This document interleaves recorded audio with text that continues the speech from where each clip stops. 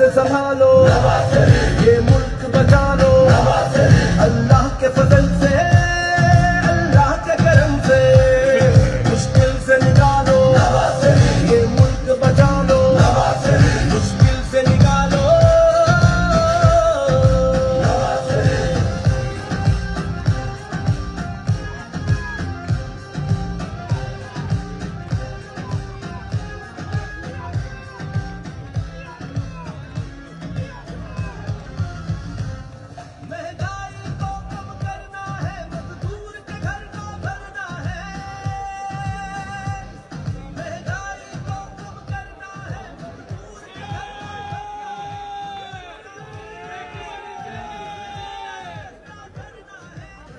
بسم اللہ الرحمن الرحیم. محترم خواجہ محمد آصف صاحب، جناب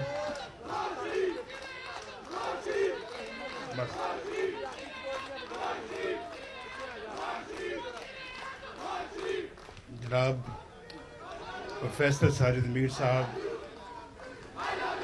معزز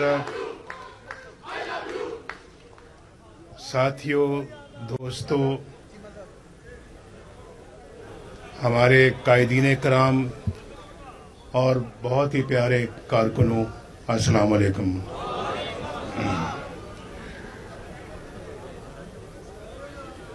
اس گھر سے ماشاءاللہ بڑی خوبصورت یادیں وابستہ ہیں، اور جیسے کہ خواجہ محمد آصف صاحب نے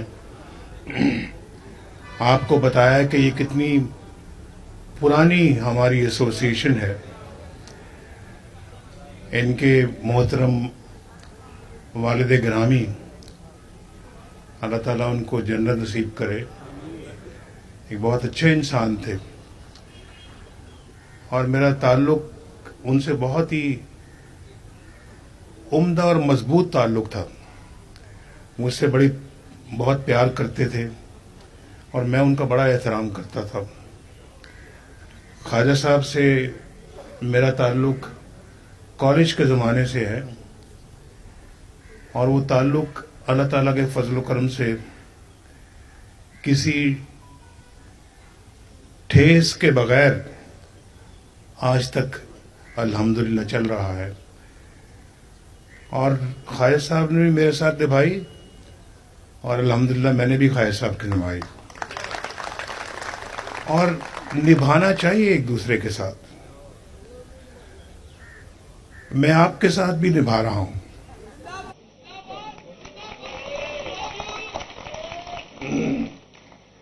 اپنی قوم کے ساتھ بھی نبھا رہا ہوں،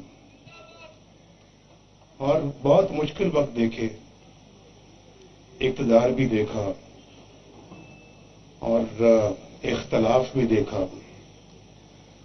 اقتدار میں بھی رہے، حزب اختلاف میں بھی رہے، اور دونوں برابر برابر چلتے رہے. اگر آپ میری وزارت عظمیٰ کے سال گنیں، اور اس کے مقابلے میں اگر آپ میری جیلوں کے اور ملک بدری کے اور مقدمات کے وہ سال گنے، تو شاید میری ملک بدری اور میرے جیلوں میں اور مقدمے بھگتنے کی مدت زیادہ لمبی ہے. لیکن ہمت میں نے نہیں ہاری. نہ 1993 میں ہاری، نہ 1999 میں ہاری، نہ 2017 میں ہاری. اور 2017 سے آج تک مسلسل جو میرے خلاف یا ہماری پارٹی کے خلاف جو سلسلہ چلتا رہا ہے سزاؤں کا، وہ کچھ ہی دیر پہلے ختم ہوا ہے. اور بلا وجہ، یا تو وہ نا کوئی وجہ ہو تو پھر تو ٹھیک ہے، بلا وجہ وہ مجھے بھی سمجھ نہیں آتی کہ وجہ کیا ہے. 1993 میں وجہ کیا تھی؟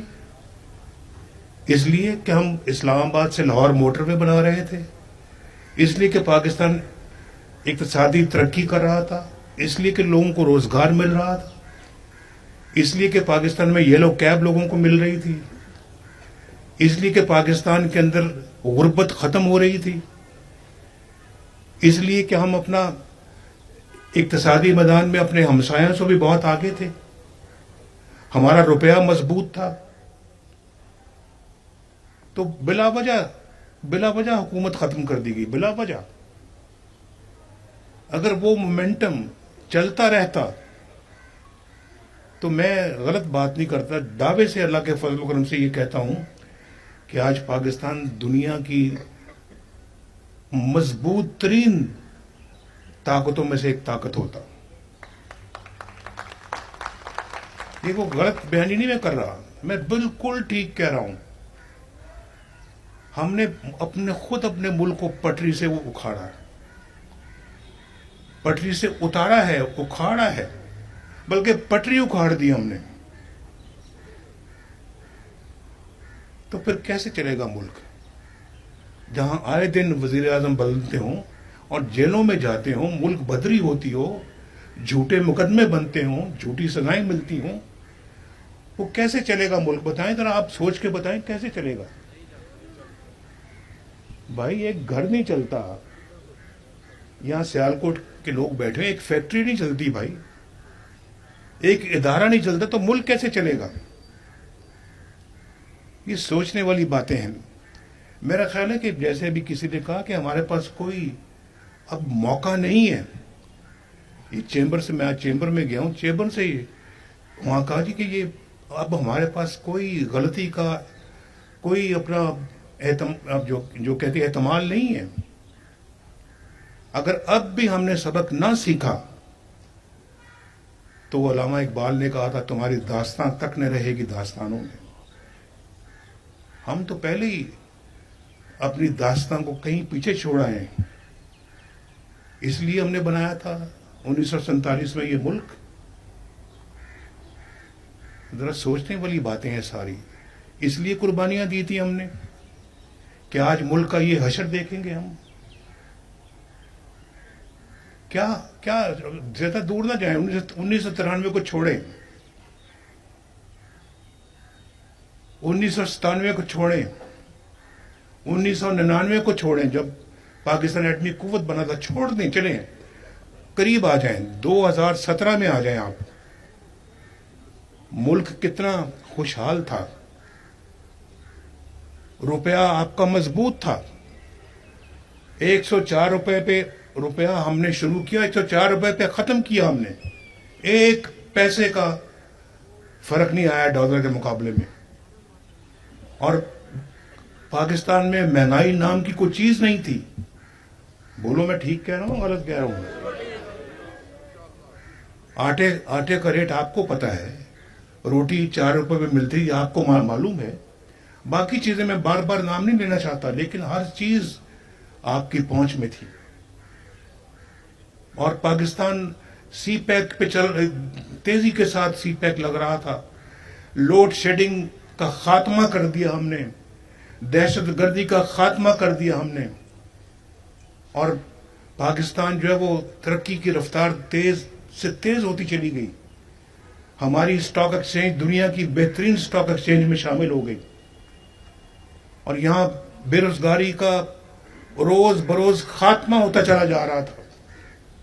لوگوں کو روٹی مل رہی تھی، علاج معالجے کی سہولتیں تھیں، غریبوں کو کوئی روٹی کی پریشانی نہیں تھی، بچے اسکول جاتے تھے، ان کی امیدیں بڑھتی چلی جا رہی تھی کہ آئندہ ہمارا مستقبل اور روشن ہوگا. یکا یک کیا ہوتا ہے کسی کو بالکل ایسے جیسے کلہاڑا چلا دیا. ہم نے خود اپنے ملک کو پٹری سے وہ اکھاڑا ہے،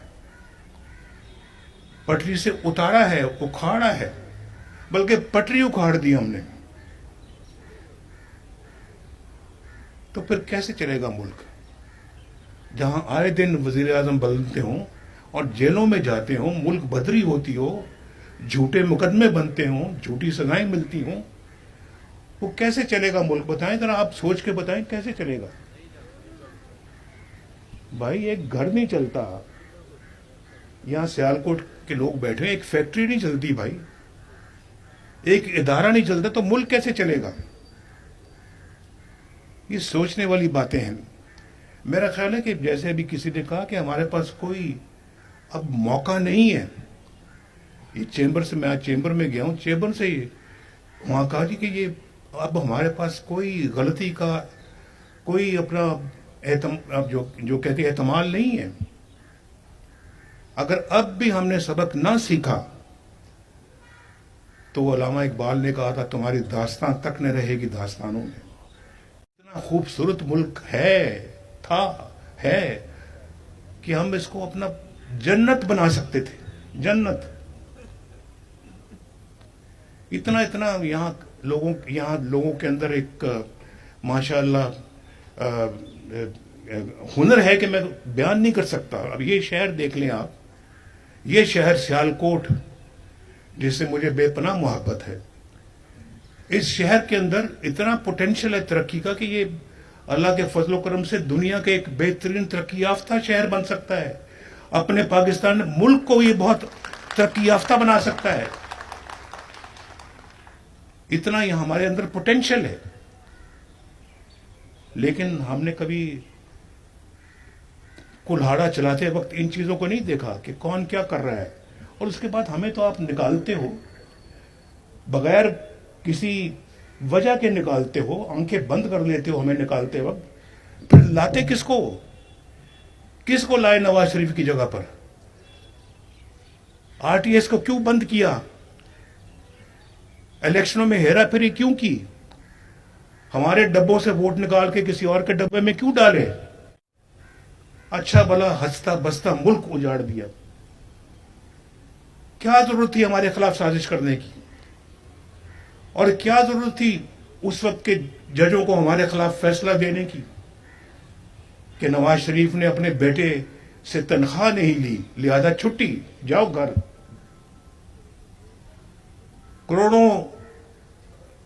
کروڑوں انسانوں کے نمائندے کو، وزیر اعظم کو 5 بندوں نے اٹھا کے وہ پھینکا۔ یہ ایسا کہاں ہوتا ہے یار؟ دنیا میں کہاں ہوتا ہے ایسے؟ پھر ہم پوچھتے ہیں ہم کیوں پیچھے رہ گئے ہیں؟ ہماری کیا وجہ ہے کہ ہم دنیا کے پست ترین ممالک میں ہم شامل ہیں آج؟ کوئی بھی آپ گراف اٹھا کے دیکھ لیں، کسی لحاظ سے، کسی بھی لحاظ سے، ترقی کے لحاظ سے، خوشحالی کے لحاظ سے، قانون کے لحاظ سے، اور پھر کرائم ریٹ کے لحاظ سے، اور بھی بہت ساری باتوں کے لحاظ سے آپ دیکھیں، ہم فہرست میں سب سے نیچے پاکستان کا نام آتا ہے۔